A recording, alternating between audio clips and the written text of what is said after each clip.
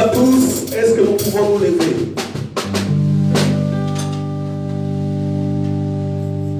Alléluia. Dieu est esprit, il est parmi nous. C'est pourquoi nous allons l'adorer en esprit et en vérité. Alléluia. Dieu est esprit. Et il faut que ceux qui l'adorent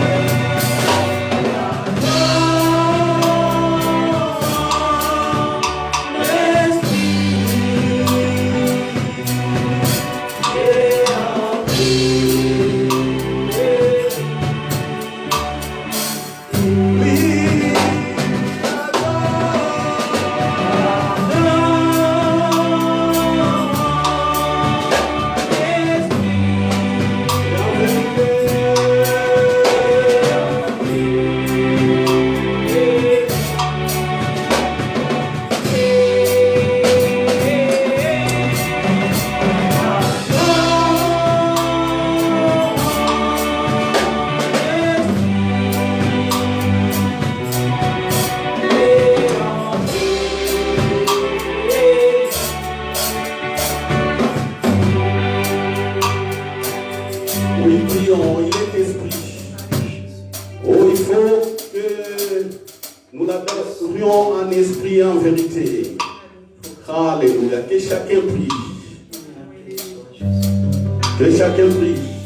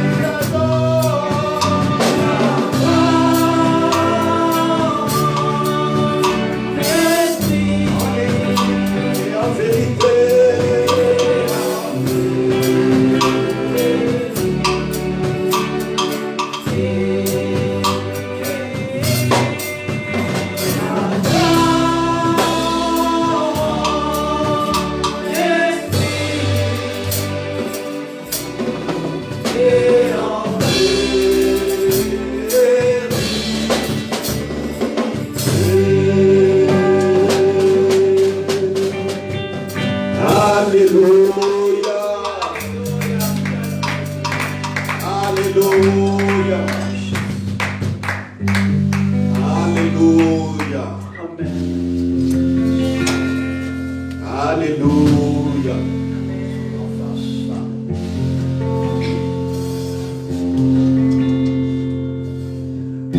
Nous allons nous réjouir dans sa présence. Je veux me réjouir dans les dieux de mon salut. Alléluia. Est-ce que nous sommes là?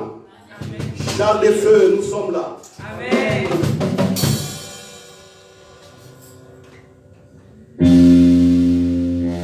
Une, deux, trois, quatre.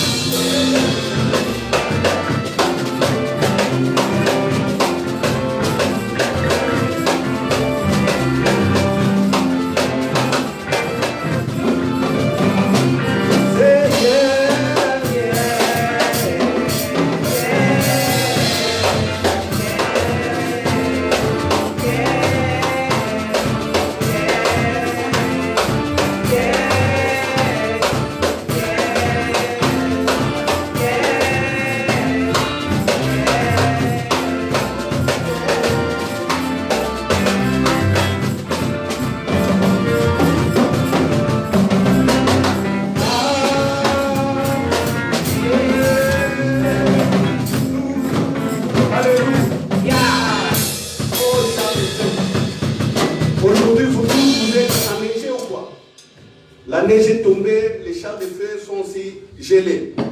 Vous êtes des chars de feu, vous devez être toujours en forme. Alléluia. Voilà, que Dieu soit loué. L'essentiel est que nos cœurs ont exalté le Seigneur.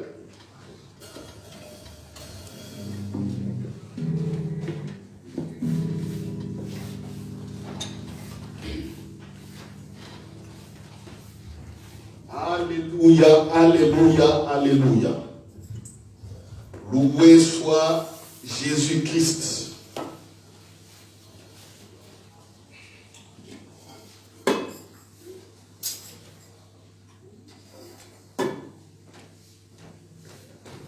Voilà. Praise the Lord, comme disent nos frères anglophones. Loué soit le Seigneur. Merci Père pour ce moment. Une nouvelle saison, l'hiver est là, la neige tombe. Tu restes Dieu et ta parole reste vie. Ta parole n'est jamais gelée. Ta parole dépasse les saisons, dépasse les temps, car ta parole est la vie. Merci pour tout notre Seigneur. Alléluia. Merci pour le Saint-Esprit qui nous parle en ces moments. Merci pour ceux qui sont branchés. Merci de les bénir au nom de Jésus. Amen. Alléluia. Voilà, nous sommes toujours dans notre grand thème, la prière. La prière est un dialogue, je le répète. Quand on dialogue avec le Père, on ne dialogue pas avec un esprit d'esclave. Tout comme on ne dialogue pas avec un esprit de quelqu'un qui est rejeté, de quelqu'un qui cherche absolument la faveur du Maître. On ne peut pas venir dans un esprit où la douleur, on dit que la douleur est intense et on est en train de supplier. Oh Seigneur Dieu, éternel Yahweh, comme beaucoup l'aiment le dire, éternel Yahweh, Jéhovah, Sabaoth, Jéhovah éternel, je ne sais pas encore. Oh, fais-moi grâce, fais-moi grâce, fais-moi grâce, fais-moi grâce.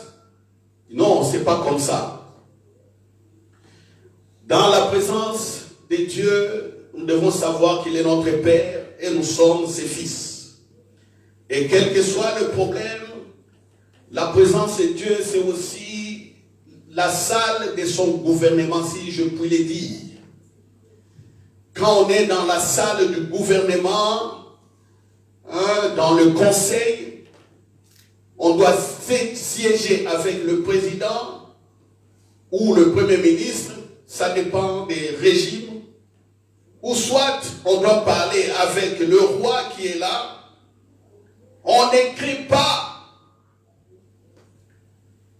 on met des idées en place et on commence à débattre, on commence à réfléchir. C'est ça. Quand on veut chercher des solutions, même en cas de conflit entre des personnes, on met les personnes ensemble, on ne commence pas à crier. Hé toi, il y avait ceci, l'autre, mais non. On ne se chamaille pas. On parle, on regarde le bon sens et puis on avance. C'est comme ça dans la présence du Père Dieu. Quand on est dans sa présence, il faut savoir qu'on est dans un bureau de conseil. Parce qu'il est là. Les officiers sont là aussi. Les autres officiers, c'est qui? Ce sont les anges qui exécutent le plan, qui sont envoyés pour nous accompagner dans l'exécution de ce qu'il a préparé d'avance. Quand on comprend, nous voyons l'assistance tangible. Je dis bien assistance réelle des anges. Et au-dessus de tout, nous voyons une assistance et un soutien parfait par le Saint-Esprit. C'est pourquoi nous pouvons écouter le Saint-Esprit.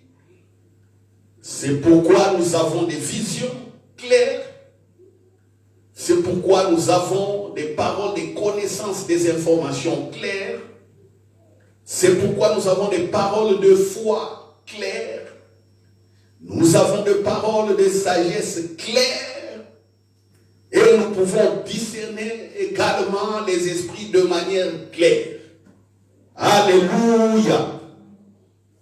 Alléluia. Peuple de Dieu, ce sont des choses que j'ai déjà prêchées, mais je dois insister parce que beaucoup ne comprennent toujours pas. Mais la Bible dit, la foi vient de ce qu'on entend et ce qu'on entend vient de la parole de Dieu. Mais la parole qui est révélée, le réma, la parole qui vous pousse à agir maintenant, à avancer, c'est ça les rémas, c'est ça la parole qui donne la foi. Nous avons déjà la foi du salut parce qu'on a cru en Jésus. Mais on doit vivre, on doit pratiquer, on doit évoluer, on doit prospérer. Et nous avons besoin de cette assistance, de ces rémans pour nous encourager, pour nous orienter, pour nous informer, pour nous donner la sagesse nécessaire, afin de faire comme Dieu, notre Père, le veut. C'est pourquoi Paul, priant pour nous, il a prié pour les Éphésiens, et sa prière est valable aussi pour nous. Éphésiens chapitre 1, verset 15, 19. C'est pourquoi moi aussi ai entendu parler de votre foi. Donc je suis au verset 15, au Seigneur Jésus. Et de votre amour pour tous les saints, je ne cesse de rendre grâce pour vous. Je fais mention de vous dans mes prières. Éphésiens chapitre 1. Éphésiens chapitre 1, verset 15. Je suis maintenant au verset 16. Je ne cesse de rendre grâce pour vous. J'ai fait mention de vous dans mes prières, afin que le Dieu de notre Seigneur Jésus-Christ, le Père de gloire, vous donne un esprit de sagesse et de révélation dans sa connaissance, qu'il éclaire ou qu'il illumine les yeux de votre cœur pour que vous sachiez quelle espérance qui s'attache à son appel, quelle est la richesse de la gloire de son héritage qu'il réserve aux saints et quelle est envers nous qui croyons l'infinie grandeur de sa puissance, se manifestant avec efficacité par la vertu de sa force. Nous avons beaucoup abordé ces trois faits, ces trois vœux de Paul. L'espérance qui s'attache à son appel. Nous avons longuement parlé sur le but de notre vie sur la terre. Si vous n'avez pas compris, j'insiste. Il faut régulièrement écouter ses prédications et ses enseignements. Régulièrement. Et que cela reste dans le cœur. Aujourd'hui, vous pouvez comprendre peut-être 10% de cet enseignement. Mais au fur et à mesure que vous écoutiez, vous allez vous approprier l'enseignement ou la prédication. C'est-à-dire la révélation. Ainsi, votre foi est bâtie. Je suis toujours étonné parce que je me sens en esprit et je vois. Je vois que beaucoup ne prennent même pas le temps de regarder 1, 2 ou 3 fois ces prédications. Moi-même qui ai prêché ces choses, moi-même qui les ai prêchées, je vous dis, tout ce que je dis ici sur la chair, je dirais 90% des choses qui sortent ou des vérités qui sortent de ma bouche, je ne les prépare pas à la maison. Jamais. Vous me voyez, regardez toutes les vidéos, vous ne me voyez jamais avec un cahier, faire des points 1, point 2, point 3, point 4, les versets ceci, versets ceci. Non! Je ne les fais pas. J'ai des versets clés. Quand il s'agit d'aborder un thème, j'ai toujours des versets clés. Je me laisse conduire par le Saint-Esprit. C'est pourquoi ça coule comme un fleuve. Quand je me mets à parler, ça commence à couler. Alors, quand je rentre à la maison, je commence à visionner ce que moi-même je prêchais. 1, 2, 3 fois. Il y a des moments, est-ce que savez-vous, je vous les répète, que nos prédications passent sur une radio, la radio Saint-Esprit. La radio Saint-Esprit. Tous les mardis à 21h, ça passe. Tous les jeudis à 10h. Vous serez étonnés. Si un mardi à 21h, vous êtes sur Internet, vous mettez la radio Saint-Esprit, vous m'écoutez prêcher, vous serez étonnés. Alléluia. Si le jeudi à 10h, vous vous branchez sur cette radio, vous serez étonnés. Vous qui êtes sur les réseaux sociaux, je vous donne une bonne adresse. La radio Saint-Esprit.com. Alléluia. Et ça me surprend quand moi-même je m'écoute dans cette radio parler. Il y a des enseignements, des prédications que j'ai donnés il y a 2 ans, que j'ai oubliés. Mais les gens qui suivent cette radio insistent. Ils disent au maestro, à l'administrateur, frère Simplice, ils lui disent non, frère, ils envoient, remettez-nous la prédication de ces pasteurs-là. Ils insistent. Alors il y a tantôt, pendant 1 mois, tous les mardis, il y a une prédication que j'ai donnée, ça passe tous les mardis à 21h et certains tous les jeudis à 10h. Les gens suivent en Arabie Saoudite.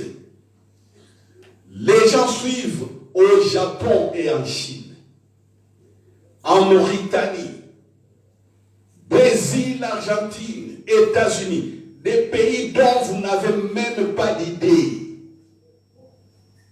Nous sommes suivis. Nous sommes suivis. Et les Saoudiens, je dis bien, certains sont au Qatar. Ils réclament ces prédications. Alléluia. Alléluia. Un jour, il y a 2 semaines, un frère est venu chez moi à la maison. On était en train de parler de l'évangélisation. Je lui dis qu'il faut continuer à travailler, même s'il y a coronavirus. Il y a aujourd'hui réseaux sociaux, il y a autre chose. Même si on ne sait pas aller parler aux gens à la rue, parce que certains ont peur ou on peut vous arrêter parce que vous êtes en contact avec des gens. Il y a plusieurs moyens d'évangéliser. J'ai dit au frère, sais-tu que nous passons à la radio? Il dit non. J'ai mis la radio chez moi à la maison. Et gloire à Dieu. C'était Papa Ado qui prêchait. C'est son message qui passait. Pasteur Ado. J'écoute la voix, je dis, oh, quel merveilleux message. Le frère qui est venu me voir, ce frère connaît aussi Papa Ado. Vous voyez? Il connaît aussi Pasteur Ado. Parce que nous avions prié ensemble pendant plusieurs années. Je demande au frère, oh, tu sais celui qui prêche ici? Est-ce que tu peux le reconnaître? Il dit non, c'est qui? Il donne un excellent message. Pendant ce temps, je lui avais déjà parlé de ce que Papa a aussi fait. Quand je lui ai dit, tu écoutes, c'est qui prêche là-bas? Oh non, mais c'est un bon pasteur. Oh, quel message. Ah. J'ai dit, écoute bien, c'est qui? Tu les connais? Il dit non, je ne connais pas. J'ai dit, c'est un pasteur qui t'est proche aussi. Non, je ne connais pas. J'ai dit, c'est Papa Ado. Regarde, son nom est en train de passer. Il dit, ah bon, c'est lui. J'ai dit, ah. Vous continuez, ne dormez pas. Ne dormez pas. Écoutez ces enseignements 1, 2, 3 fois. Prédication 1, 2, 3. C'est comme ça que même en priant, vous allez prier correctement. Alléluia. Alléluia. Alors Paul ici parle de l'héritage. Au deuxième fait, il parle de l'héritage. La richesse et la gloire de son héritage qu'il réserve aux saints, nous les saints. L'héritage. Quand on parle de l'héritage, quelque part, il y a une relation père-fils.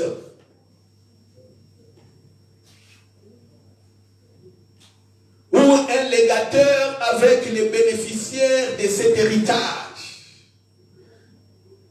Donc quelqu'un qui a donné un héritage aux personnes qui l'aiment. Lui-même, il aime. Et malheureusement, quand on doit parler des héritages, beaucoup d'entre nous ne viennent pas aussi des familles, je dirais, assez modestes ou moyennement riches. Des familles où le père meurt, où la mère meurt, mais laisse des biens, des maisons, de l'argent, des voitures, des sociétés aux enfants. Beaucoup viennent de ces familles. Alors quand on parle de l'héritage, ils ne comprennent pas. Pour eux, l'héritage, c'est ce qu'ils voient sur Hollywood, à la télévision. Des montages cinématographiques. Comment les gens se bataillent pour l'héritage. Comment un enfant peut même aller tuer ses parents pour avoir l'héritage et puis la police vient l'arrêter. Comment un homme tue sa femme ou la femme tue l'homme pour avoir l'héritage. Ou comment dans une société, les actionnaires s'assassinent mutuellement pour avoir gagné la société. Ce n'est que ça que les gens voient. Mais demandez à tous ceux qui ont eu un héritage de leur père ou de leur mère. Demandez. Demandez à ces personnes s'ils avaient prié, s'ils avaient réclamé l'héritage. Demandez. Personne n'a demandé. Papa est mort, maman est morte, on pleure, les biens sont là. On se pose des questions. Dans des familles où les enfants ont été éduqués d'une certaine manière, méchants, qui commencent à s'entretuer. L'aîné s'accapare de l'héritage, les autres des conflits vont aux tribunaux, des choses comme ça. Mais dans des familles équilibrées, on ne va pas dans les tribunaux. Ce que le père a laissé et comment il a réparti, on le prend. Et malheureusement encore, jusqu'à aujourd'hui, ça m'étonne. Ça m'étonne surtout. Chez nous au Congo, ça m'étonne. Il y a encore des hommes riches, hommes ou femmes riches, qui meurent sans avoir dit exactement ou sans avoir réparti l'héritage. Ils laissent tout le monde dans les désordres et les enfants s'entretuent.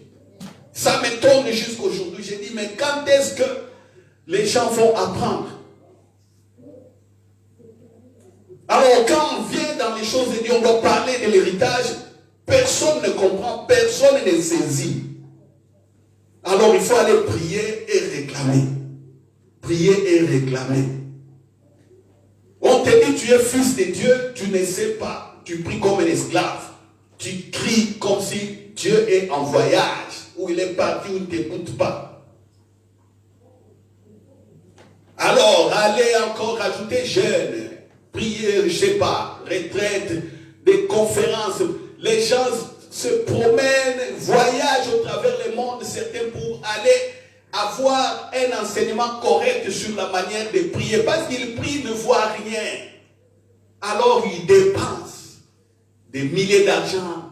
Oh, un prophète est là-bas, un pasteur est viendra ici, un homme de Dieu va quitter, je ne sais pas quel pays, tout le monde court pour aller l'écouter, mais ils vont écouter en sortant sur des milliers de personnes, peuvent simplement continuer à être exaucés. Mais quel est le problème? C'est ça, tout ce que nous sommes en train de voir. L'ignorance de l'héritage, l'ignorance de l'appel, du but de ta vie, l'ignorance de beaucoup de choses font que cette ignorance fait que les prières ne sont pas exaucées. Voyez, nous avons un héritage.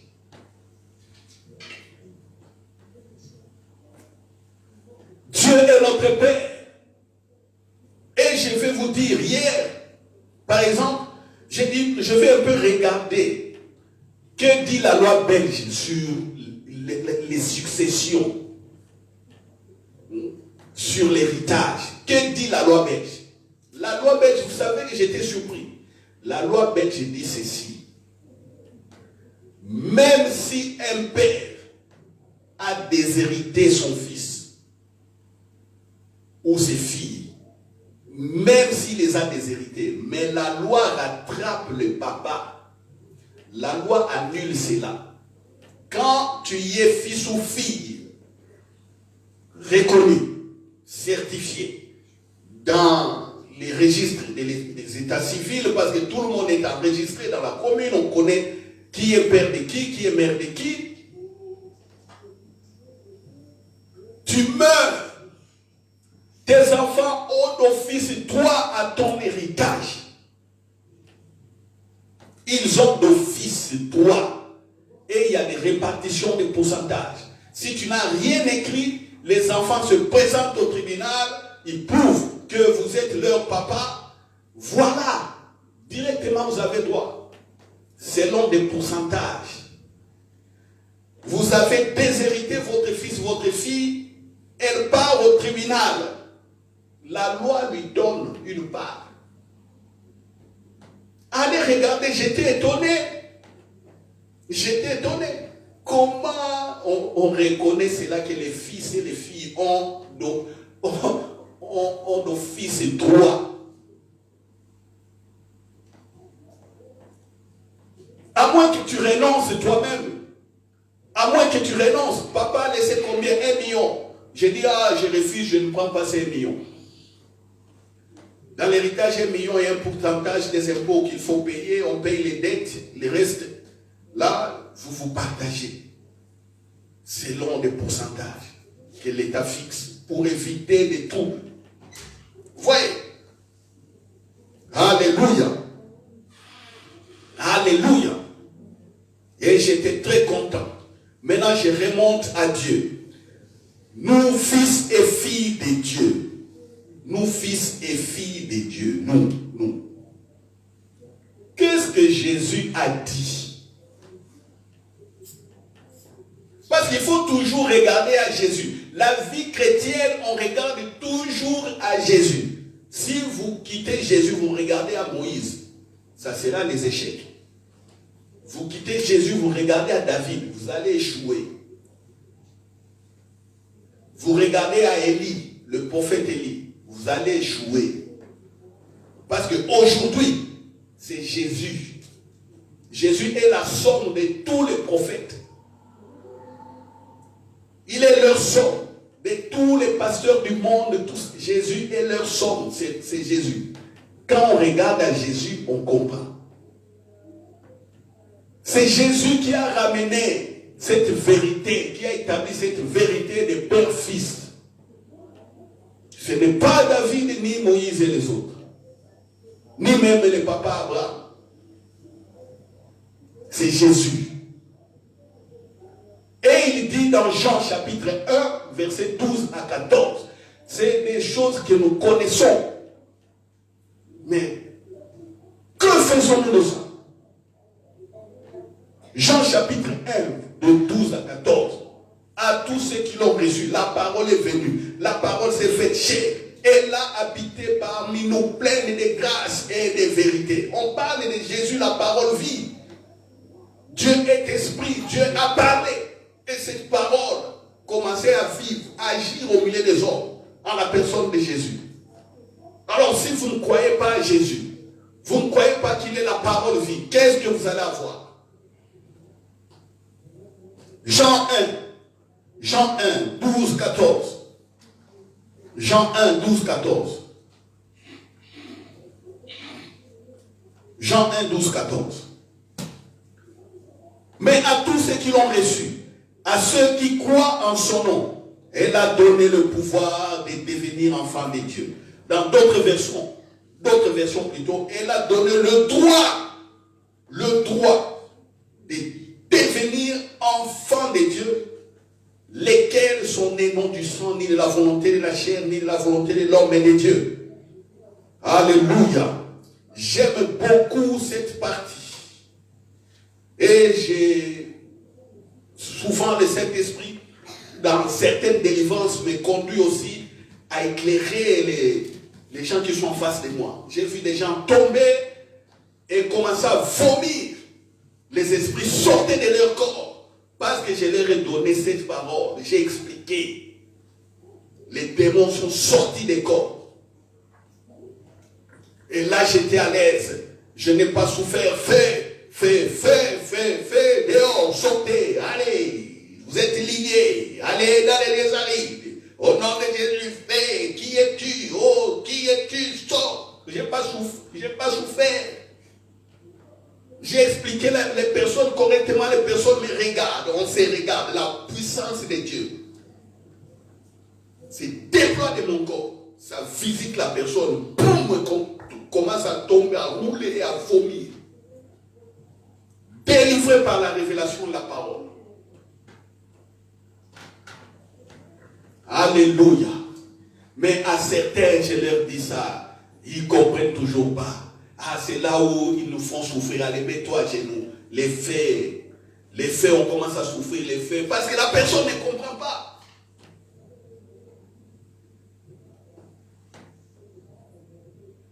Voilà. À tous ceux qui l'ont reçu, elle a donné le pouvoir de devenir, ou le droit de devenir, ou d'être enfants de Dieu, lesquels sont nés non du sang. On dit ces enfants-là ne sont pas nés du sang. Cela veut dire ceci. Il n'y a pas question ici de question, comme on dit, de génétique ici. Non. Ou père biologique ou mère biologique. Enfant biologique, ce n'est pas question de cela. Si je suis aujourd'hui fils de Dieu, mes enfants ne sont pas fils de Dieu tant qu'eux-mêmes ne donnent pas leur cœur à Jésus. C'est ça. Ce n'est pas parce que papa ou maman prie quoi en Dieu, vous automatiquement les enfants aussi, vous êtes sauvés, vous êtes des enfants de Dieu. Non. Non. C'est pourquoi nous devons amener nos enfants correctement dans les voies de Dieu. Qu'ils comprennent et qu'ils ouvrent leur cœur à Jésus. Ils sont déjà dans une faveur parce qu'ils vivent dans un milieu qui connaît cela. Voilà. Il n'y a pas question ici, comme je l'ai dit, de descendance biologique. Non. Être né du sang. Ou on y va encore.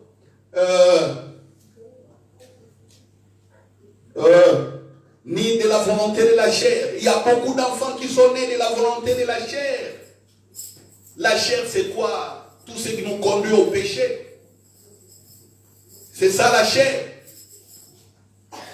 D'autres enfants sont nés parce que leur maman était violée. Les mamans sont tombées enceintes et les enfants sont nés. Il y en a parmi nous dans le monde. Il y a certains secrets dans les familles, on ne dit pas. Volonté de la chair. On dit que ces enfants-là, même s'ils sont enfants, non.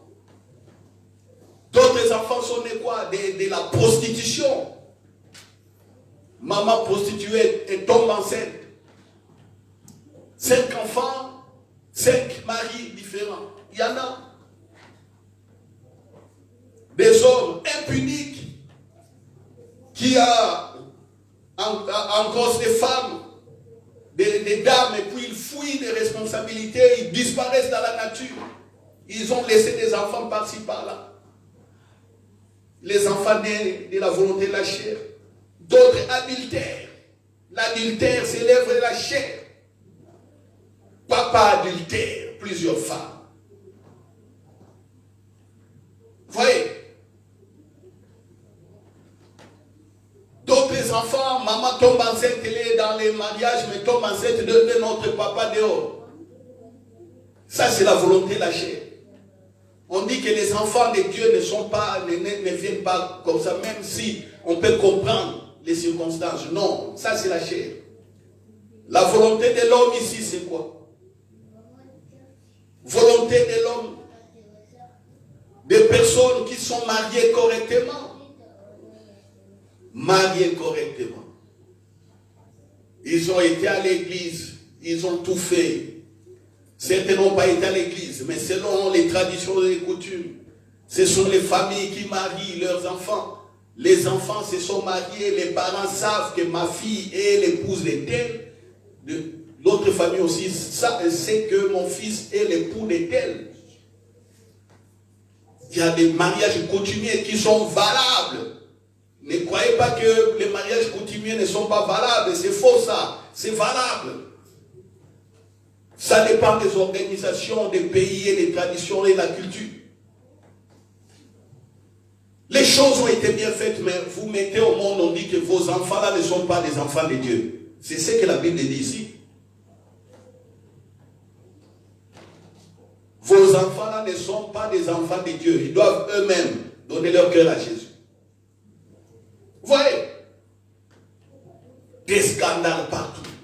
Des femmes oppressées dans les travails, qui ont des enfants avec des patrons parce qu'ils ont été simplement oppressés, harcelés, pour ne pas perdre le travail. Elles ont laissé leur corps être abusé comme ça et puis elles sont tombées enceintes. Tout ça. Et Dieu étant sage, il nous met tous sur le même pied d'égalité. Et les enfants qui sont nés des œuvres de la chair, et les enfants qui sont nés des mariages corrects, approuvés de tous, connus officiellement, tous, Dieu nous met sur le même pied d'égalité. Et là, je rajoute aussi, actuellement, la science aide certains couples en difficulté. Les enfants naissent de fécondation in vitro. On prend les semences du papa et les ovules de la maman, on les mélange quelque part dans une machine et les enfants naissent. D'autres, la maman ne sait pas porter l'enfant. On prend une maman porteuse, qui va couver l'enfant simplement. Et que l'enfant, quand l'enfant sera né, on donne l'enfant à ses parents biologiques.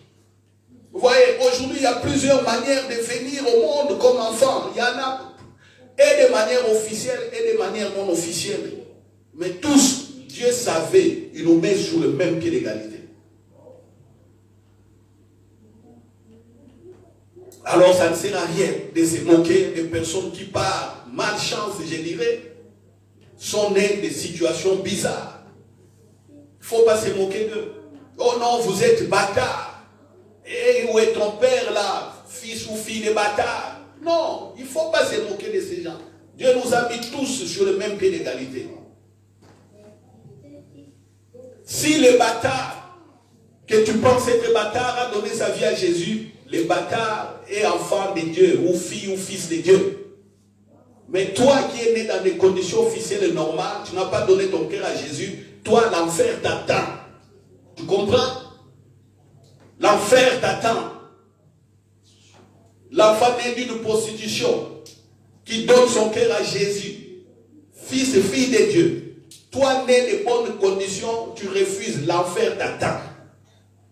Voyez la sagesse de Dieu. C'est ça. On devient de toi fils et fille de Dieu. Par la foi en Jésus. Vous comprenez? La mort et la résurrection de Jésus nous a donné accès à cette grâce.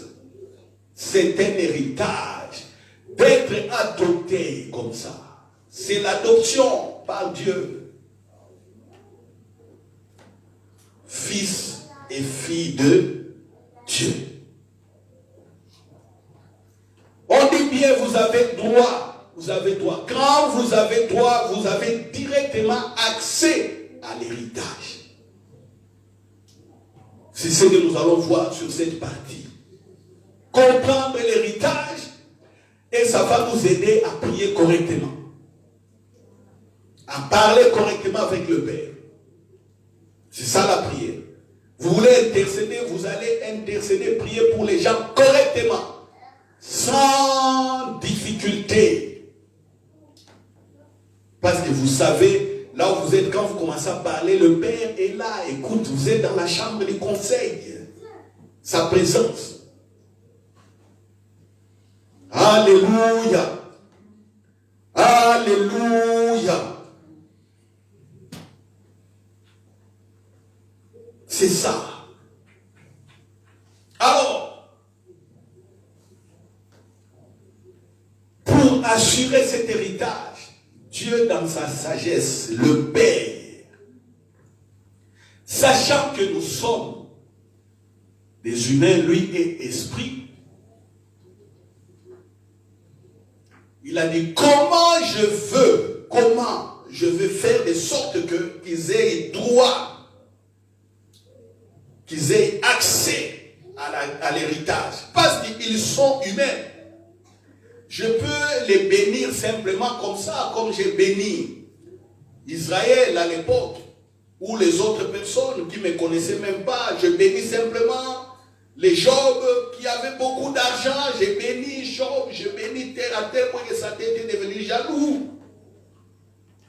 Sans que Job ne sache qu'il ait une relation particulière avec moi. Dieu pouvait le faire.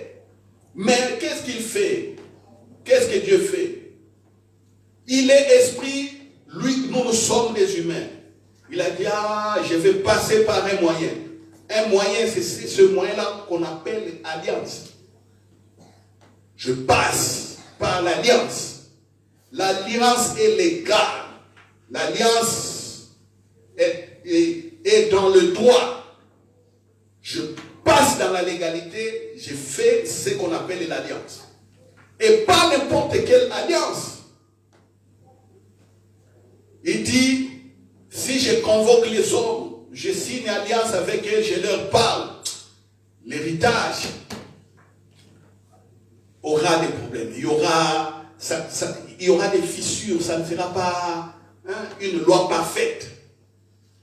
Dieu dit, hey, je dois chercher ce qui est en moi. C'est-à-dire, comment transférer ma vie. Mais je dois chercher. Et je sais que j'ai mis la vie de toute chair dans les sangs. Ça, c'est on est dans Lévitique chapitre 17. Quand vous prenez Lévitique chapitre 17, Dieu dit que l'âme de toute chair est dans les sangs. L'âme, mon âme est dans les sangs. Ma vie est dans le sang. Dieu passe par ce qu'on appelle l'alliance. Voyez, Lévitique chapitre 17.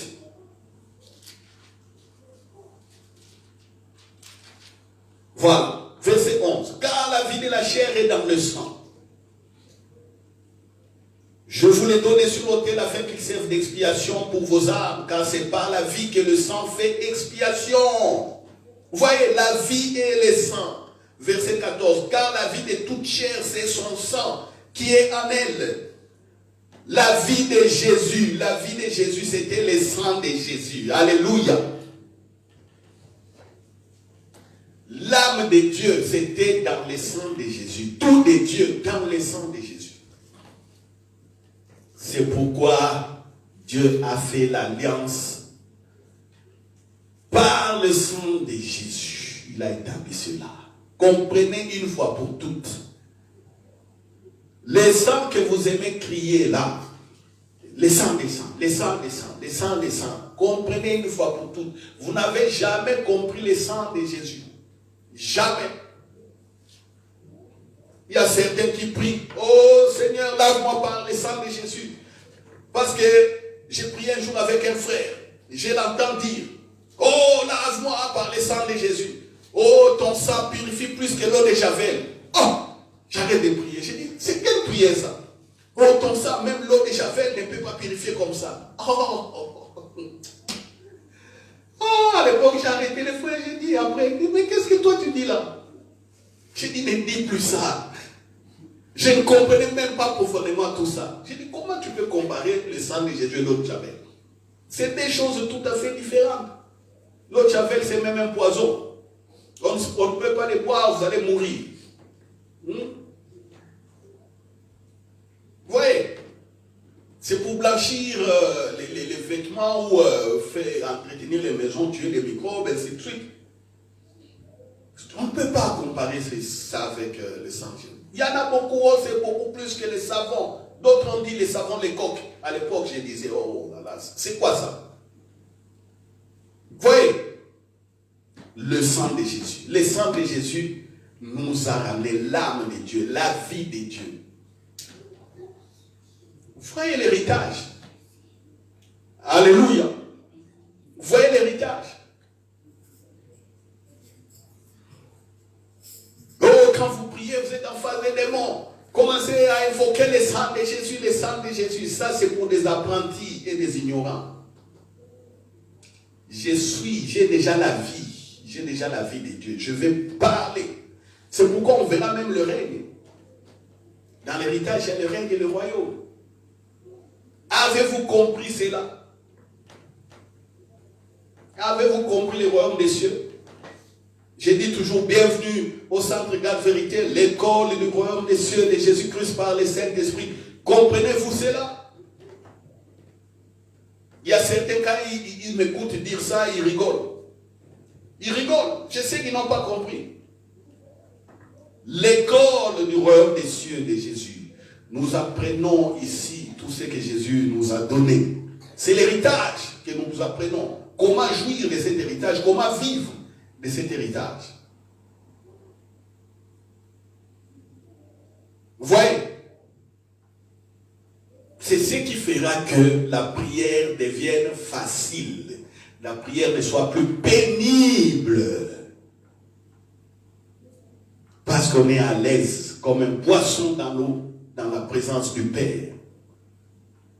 Alléluia. Écoutons Jésus dans Matthieu 26, 26. Écoutons Jésus. Le dernier repas qu'il a pris avec les disciples. Matthieu 28, 26. Pendant qu'il mangeait, Jésus prit du pain. Et après avoir rendu grâce, il le rompit et le donna aux disciples en disant, prenez, mangez, ceci est mon corps. Il prit ensuite une coupe. Et après avoir rendu grâce, il la leur donna en disant, buvez-en tous. Car ceci est mon sang, le sang de l'alliance qui est répandu pour beaucoup, pour le pardon des péchés. Amen. Buvez-en tous, car ceci est mon sang, le sang de l'alliance. Jésus dit le vin qu'il avait béni, c'est son sang, le sang de l'alliance. Alléluia. Oh, j'ai vu des personnes être guéries parce qu'ils avaient pris la Sainte Seine avec foi. J'ai vu les démons sortir des corps parce qu'ils avaient pris la Sainte Seine avec foi et ont compris cela.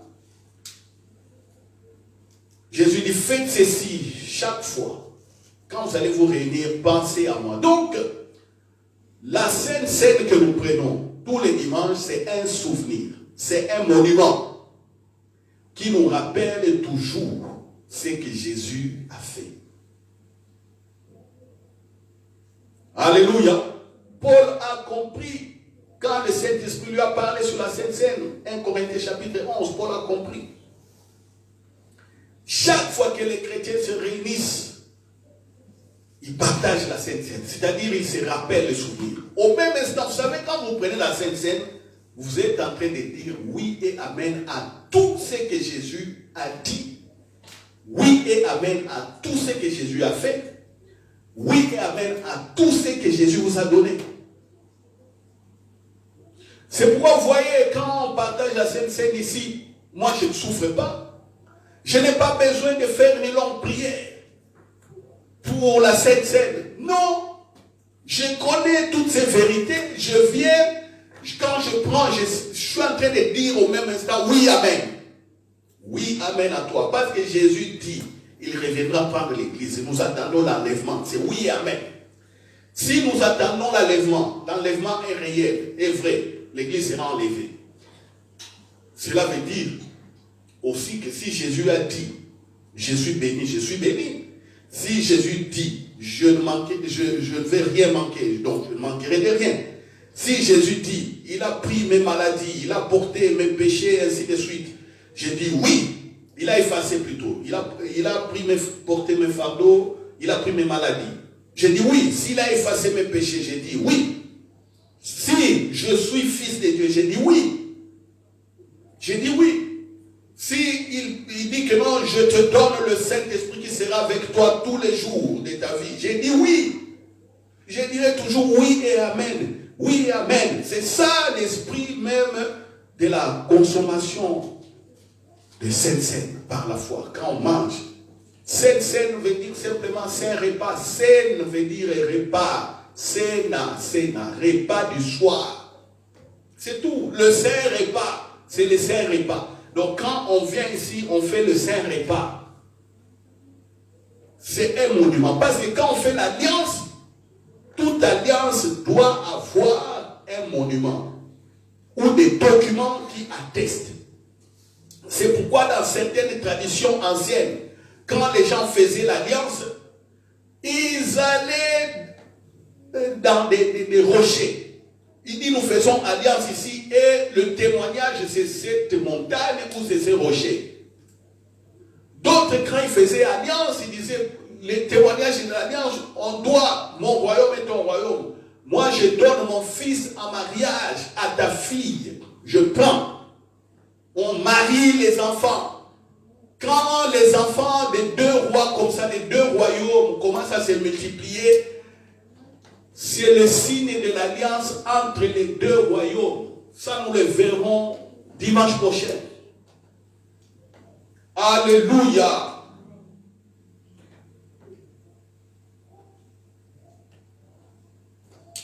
Est-ce que quelqu'un comprend? L'alliance n'est pas faite comme ça en l'air, non. Il faut qu'il y ait un signe qui doit l'attester, qui doit le prouver pour des générations futures. Alors nous, de la génération future qui n'avions pas connu Jésus, nous avons comme signe, comme monument la Sainte Seine. Et beaucoup le méprisent. C'est pourquoi Paul dit, quand vous méprisez ce monument qui atteste des vérités de l'œuvre de Jésus, vous allez, parmi vous, il y aura beaucoup de malades. Et beaucoup meurent trop tôt de manière inopinée. Beaucoup sont dans des malédictions jusqu'aujourd'hui pendant qu'ils avaient été délivrés. Ils ne comprennent pas. Les malédictions, ce n'est pas des prières là, je coupe les liens. Je coupe les liens, ce n'est pas ça. Les malédictions ont été détruites par ça. Le sang de Jésus. Regardez maintenant comment nous prions. Comparez maintenant ces vérités avec notre manière de prier. Tu es béni, mais non. Oh, les malédictions de ma famille, des générations, les malédictions de mon grand-père là. Oh, les malédictions ne peuvent plus me suivre. Oh, je les coupe, j'ai détruit. Non, c'est quoi ça? Tu es 10 ans, 5 ans, 15 ans chrétien, tu vis dans ça. Je comprends que celui qui n'est pas chrétien, qu'il vienne, qu'il fasse ça, même dans l'ignorance, je comprends. Mais quand tu as 5 ans, 10 ans, 15 ans, 20 ans, chrétien, tu es dans ça, tu es ignorant, tu n'as jamais compris. Tu n'as jamais compris. Jamais. Et malheureusement, on dit ça, je suis en train, j'ouvre la Bible, je vous montre ce que la Bible dit. Mais vous allez entendre parmi nous et ceux qui sont aux réseaux sociaux, dès que je finisse, ils ont déjà des prières de certains pasteurs programmés, où ces pasteurs-là ne font que ça, briser des malédictions et des chaînes ou je ne sais pas comment. C'est ainsi qu'un jour, je vous ai dit, j'ai vu même des personnes devenir dépressives. Ils commencent à voir des démons partout. Oh, dans la maison, il y a des démons. Regarde dans les tapis. Il y a les démons, frère. Je me dis, si les démons dans les tapis, jette les tapis. Pourquoi tu me dis maintenant d'invoquer les feux dans les tapis? Prends les tapis, jette simplement, c'est bon. Les maisons sont, s'il y a des démons ici, casse ta maison et puis vis maintenant dans l'air libre, c'est tout. C'est pourquoi je disais qu'il y a certains démons qui sont dans les robinets des cuisines. Dans les robinets, vous ne voyez pas qu'un démon peut être là. Non, vous, les démons sous les carreaux. Mais c'est quoi ça? Les gens deviennent dépressifs. Ils ne comprennent pas tout ça. Vous pouvez beau leur dire, le sang de Jésus a la vie de Dieu. Tu es fils de Dieu. Tu as la vie de Dieu, mais... Pasteur, ta prière là n'est pas forte. Hein? Ta prière là n'est pas... Oh, pasteur, ta prière là n'est pas forte. Il faut que je sente que tu as prié. Oh, yeah. Continue à sentir. Ça, aujourd'hui, ce n'est qu'une introduction. Comprenez d'abord que vous êtes fils et filles de Dieu et nous verrons l'alliance.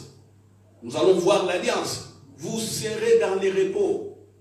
Vous allez comprendre les repos, c'est quoi? Quand Jésus dit, écoutez mon enseignement, vous aurez les repos pour vos âmes. Suivez, vous aurez les repos. Alléluia.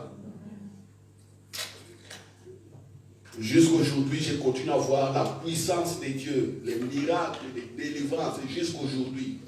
Mais je ne fonctionne pas comme je fonctionnais il y a des années passées dans l'ignorance. Je fonctionne aujourd'hui par la connaissance. Amen. Voilà, nous allons rendre grâce, prions. Père, nous te rendons grâce pour tout ce que tu as fait en Jésus-Christ. Nous sommes tes fils et tes filles, et Jésus-Christ est notre héritage. En Jésus, nous avons les repos de nos âmes. En Jésus, nous avons la vie. En Jésus, nous avons l'adoption. En Jésus, nous avons le pardon des péchés. Nous avons la grâce. Nous avons la sanctification. Nous avons la justification. Nous avons tout. Merci. Parce que tu changes encore notre compréhension. Tu changes. Et tu nous enlèves dans l'ignorance, dans les ténèbres. Tu nous enlèves des faux enseignements, des fausses doctrines qui nous ont liés pendant longtemps. Oh, nous vivons la liberté aujourd'hui. Oh, en connaissant cette œuvre, l'œuvre de Jésus-Christ, l'œuvre parfaite et achevée. Merci Père, au nom de Jésus. Alléluia. Peuple de Dieu, prendre ses mains à tous. Allez écouter et réécouter ces enseignements, c'est le repos de vos âmes. Amen. Je dis que vous êtes bénis. L'ennemi ne va pas vous surprendre. Vous êtes plus que vainqueurs. Vous régnez. L'onction qui est en vous et sur vous fera la différence. Et la grâce et la faveur de Dieu vous accompagneront toujours. Alléluia. Vous pouvez arrêter la retransmission.